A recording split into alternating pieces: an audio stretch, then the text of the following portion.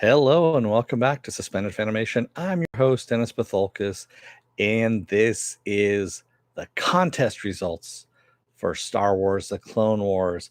And for those of you who don't remember what that contest was all about, it was the light side prize was some BB-8 socks. There we go. And the dark side prize was a Kylo Ren Happy Meal toy, which I'm pretty sure Movie Fanobi's going to win.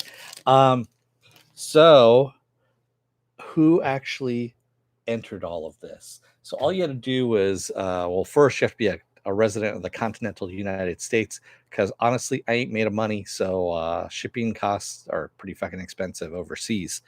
So, all you had to do was comment in the comment section of the season and series finale of Star Wars Clone Wars, and I had 5 entrants. I got the magic hat here, my Sergeant Hatred hat, which, you know what, I'm just going to put right up here in front of me. I've got Movie Fanobi. That's one of them. Fold that up, throw it in there. I've got Ed Brewer, who's in there. That's right, it is a sweaty hat. It is. It's actually a very warm hat. You know that, Morx? It really is. Applecrow, as you can see there, Applecrow. Fold that up, put it in there. And Morx. Got Morx in there. Fold that up if my fingers will work. Throw it in there.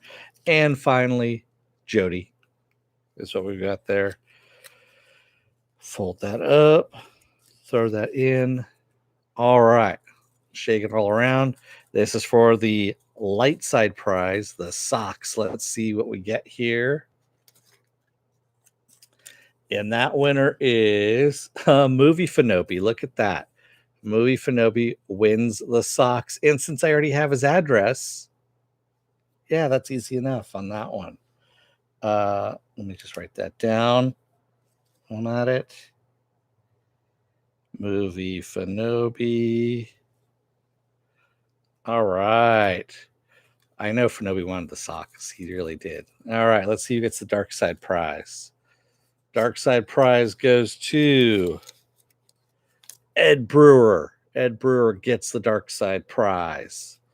There we go. I believe I actually have Ed's address too already. That's the nice thing about that. I save some addresses, not just because I'm weird, but you know, you guys are here. Let's just do the runners up just in case. All right, this is the runners up for the light side prize. There we go. That is GeoD is the runner up. I think GeoD might be overseas, so I can't be sure on that one. But might be. And let's take a look who gets the runner up for the dark side prize here. That is Applecrow. Applecrow is the runner up for the dark side prize. All right. So awesome. So yes, the winner for the light side prize, the stocks, is Movie Fanobi, with the runner up being GeoD. And of course, the winner for the dark side prize, Kylo Ren, is Ed Brewer, with the runner up being Applecrow. So, are you a lefty? Yes, I am a lefty. I am. Pretty much everything's been done with the left hand there. You know, everyone I quote and everything, and I flip you guys off, all that kind of stuff. It all is done with the left hand because the right hand is down here doing some other shit down below. Stuff you don't need to see. Don't pay attention to what the right hand is doing. Yeah, so let's go back and talk about that finale again. Those 4 episodes were fucking awesome. And you know, from what I've been hearing, or actually what I've been seeing on I've been watching Disney's Masters or something like that. I can't remember what it's called offhand. Basically, what it is, it's the Mandalorian, and they've got all the directors there, and Jon Favreau and Dave Filoni, and they're talking about this thing and what Star Wars means to them. And basically, there's no mention whatsoever of episodes 7, 8, and 9. It's all episodes 1 through 6 is what it was. And Filoni talks a little bit about, the ending of Clone Wars as well, kind of just as an aside with Ahsoka Tano and how we're going to have Ahsoka Tano in there, of course. Well, he didn't even mention that really in this thing, but there was an article stating that Ahsoka Tano and Sabine Wren are supposed to be in one episode of season 2 of The Mandalorian. And yeah, that's what I'm kind of getting at. And supposedly it's supposed to send up their own spin-off series, is what I've been hearing. Hopefully that's true, because if that's true, that's going to be kick-ass. It really will be. Exactly. No Kelvin universe bullshit. It's so funny. Kathleen Kennedy's in the second episode of that series on Disney Plus, and I don't know if she's pissed or if she is kind of over things or what's going on, but she's kind of just there for like the roundtable discussion of a whole bunch of people that were there when George Lucas, started Star Wars and ILM and everything like that. And then, of course, she's gone. She's not there for the rest of it, but the other guys are. They're in there sporadically, which I thought was kind of funny, but that's just me. Love Sabine and Rebels, but Chopper was your favorite. Really, Morx? Chopper was a fucking death bot. I thought he was one of those things that was trying to kill people all the time. And you know what? They never really explored what was wrong with Chopper, because they Syndulla said something had happened to Chopper that fucking scarred him during the war. We don't know what it was, and they never got back to it. Yeah. Mufinobi says, I still think it's dumb, but Deborah Chow being pulled off Kenobi series is a shame. Yeah, it is. But I'm have a feeling that she got pulled off the Kenobi series for a reason. And I believe that reason is the Ahsoka Tano and Sabine Wren series. Mufinobi, so don't, I wouldn't, the way that they were talking, this group of directors, Bryce Dallas Howard, Mike Fukuyama, I'm trying to think now, Takeda Watiti, and pretty much everyone there, and they all had a love of Star Wars. Basically, I'm not gonna lie to you, that fucking shit brought tears to my eyes, the way they were actually talking about Star Wars and how much, it meant to them, and that they all worked together on all their episodes. It wasn't just the director doing their take on Star Wars. They worked together as a team on every single episode. So you saw all the directors on every episode, like, asking for advice from each other and all that kind of stuff. And yes, it's very collaborative, and that's the way it should be. You have a showrunner, or showrunners in this case, which is Filoni and Favreau, and Favreau being the one who's writing the majority of the scripts. And they said, Filoni basically knows what George was thinking on all of this, because he's worked so closely with George, and George handpicked him and everything. And that's why this series worked, whereas episode 7, 8, and 9 did not, because it didn't have an overall voice. It had two directors that were squabbling and fighting amongst themselves, and basically just rehashed episodes 4, 5, and 6, but with different characters. Yeah.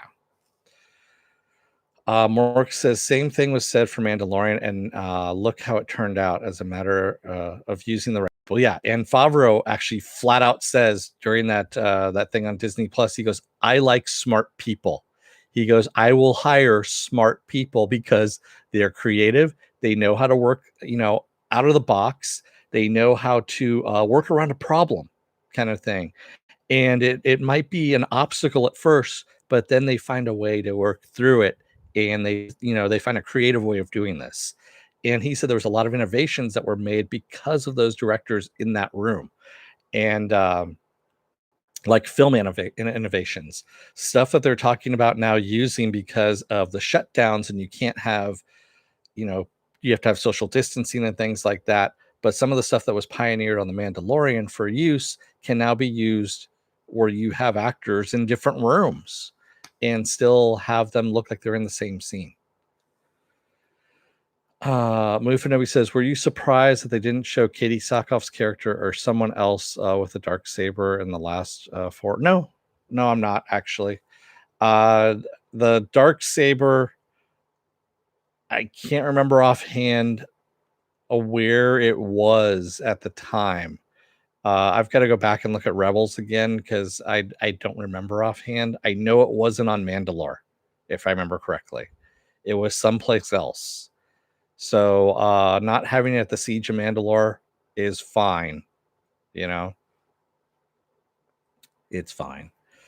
Because, yeah, it ends up going back to Mandalore before episode 4, essentially, because that's Rebels takes place after episode 3. So, yeah.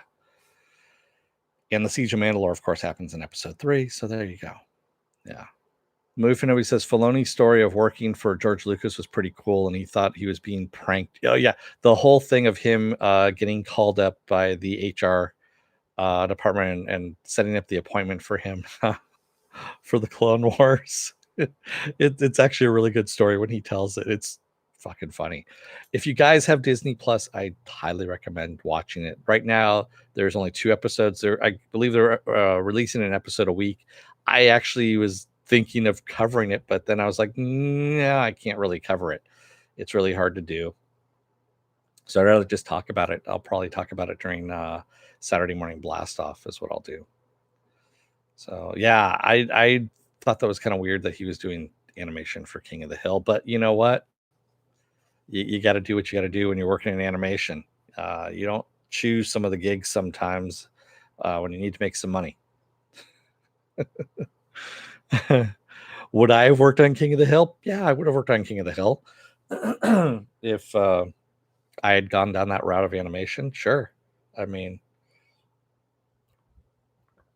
that's the way it goes sometimes. You pay your dues. Have you paid your dues, Jack? Yes, sir. The check is in the mail.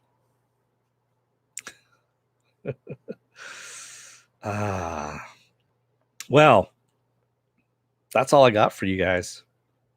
So to reiterate, the winner for the light side prize that's the light side prize, movie Fanobi, yay! And the runner-up, of course, is GeoD, who, of course, I think is in the UK or in Europe.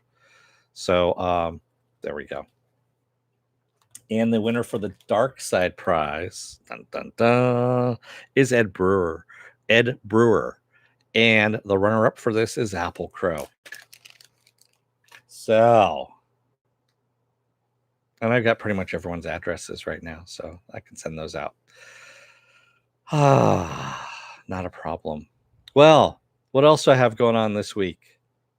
I have, I didn't even do the whole preamble and all that stuff that I normally do. I just went straight into the contest. You like how I did that? I like shaking things up a little bit. Jody's in the Philippines. Okay. So yeah, unfortunately he's out of the running there. Unfortunately. Who was the last person then? It was Morx. Morx is the runner-up then for the light side prize. There you go. So, what else do I have going on? Tomorrow is going to be Future Man. I'm still covering Future Man episode by episode, even though no one's watching it with me. And Wednesday is going to be another episode of Is It Worth My Time? This time I tackle Upload. That's the Amazon Prime series Upload. Thursday I'm off. Friday is the ever awesome Harley Quinn. It's a new episode of Harley Quinn on the DC Universe. Saturday is Saturday morning blast off where I take the genre news of the week and any other genre stuff you guys want to talk about and talk about it with you guys. And then Sunday, I'm going to be off as well because nothing's going on Sunday at the moment. And then Monday, we'll see what happens when we wrap all back around again. I've got to find some stuff, and I might be doing a lot of Is It Worth My Time? Maybe twice a week kind of thing. Exactly. Go and check out the weekly schedule at suspendedfanimation.com. I also mirror that on my Facebook page. And speaking of Facebook, there's a Facebook group page which you guys can post stuff on and chat amongst yourselves. Also on suspendedfanimation.com, all the links to my social media are there. So that's Twitter, Instagram, Patreon page. No tiers set up as of yet on the Patreon page. I am waiting till I hit 1,000, and it's a slow go at this one. I'm 111 people away. So if you got people out there that want to subscribe, bring them this way. If you're, like, share and subscribe down there too. If you're on the fence about subscribing, you're going to see the little video pop up here. Basically, what YouTube does, takes the algorithms of all the stuff you've been watching, tries to match them as best as possible to the algorithm, tries to match them as best possible to one of the videos in my vast video library, and pops it up there just for you. Up here is going to be Saturday Morning Blast Off, so it's going to be up there. Don't even bother with the bell down below. It's a 50-50 chance of YouTube actually notifying you. Best thing to do, again, like I said, is go to suspendedfanimation.com and take a look at the weekly schedule that's up there. So, with all of that out of the way, I'm going to let you guys go for the night. Thank you, everybody who joined me tonight in the chat. Thank you if you watched this video, which, it's a contest result, so I don't know if anyone watched it. Who knows? Sometimes they do, sometimes they don't. And yes, as Penn says, go and check out the archives. There's lots and lots of videos in the archives. I got everything set up by playlists, so you can actually go through the playlist, find something that you like, and watch it. There you go. Thanks, everybody. I will see you guys tomorrow for Future Man. Until then, don't let the door hit your ass on the way out. Otherwise, you may end up wearing a pair of socks from some dude on the internet. And I don't know if that's creepy or not, but sure, why not? Thanks, everybody. I will see you tomorrow for Future Man. Have a good night and stay safe out there.